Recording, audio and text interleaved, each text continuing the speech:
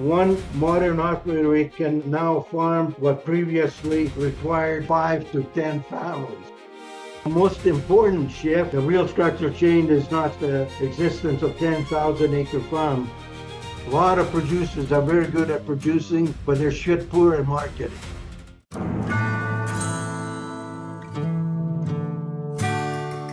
Okay, let me kind of give you a little brief history of farm size.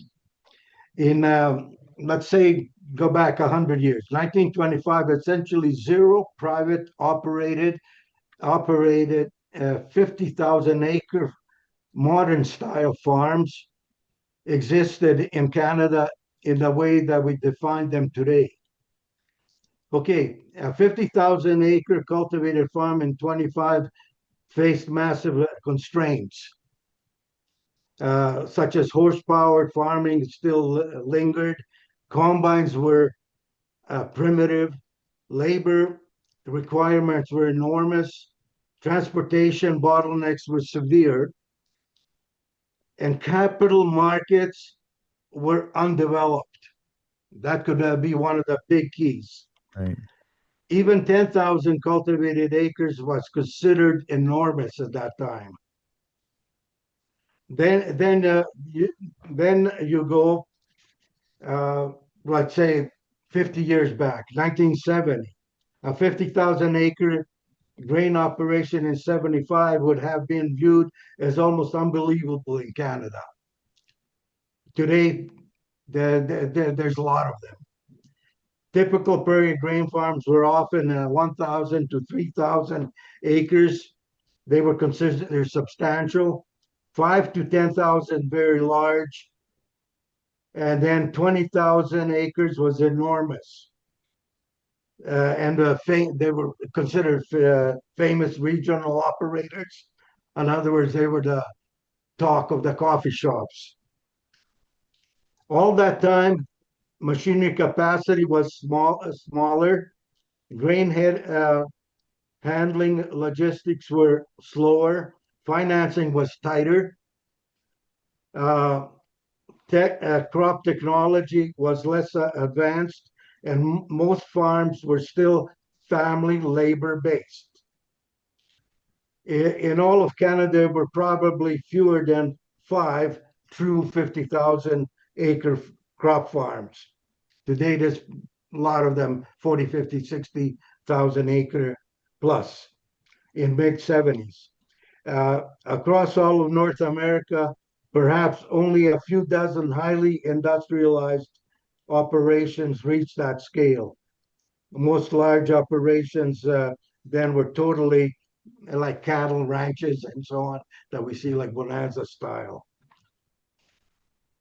So then we could go to number further down and explain like what caused all the change.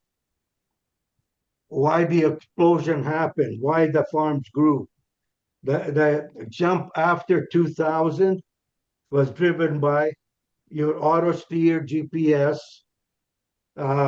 massive air seeders, high capacity combine, zero till, improved chemical systems, delivery system, fewer farm families, aging operators, leasing becoming normalized, better grain logistics, low interest rates after 2008.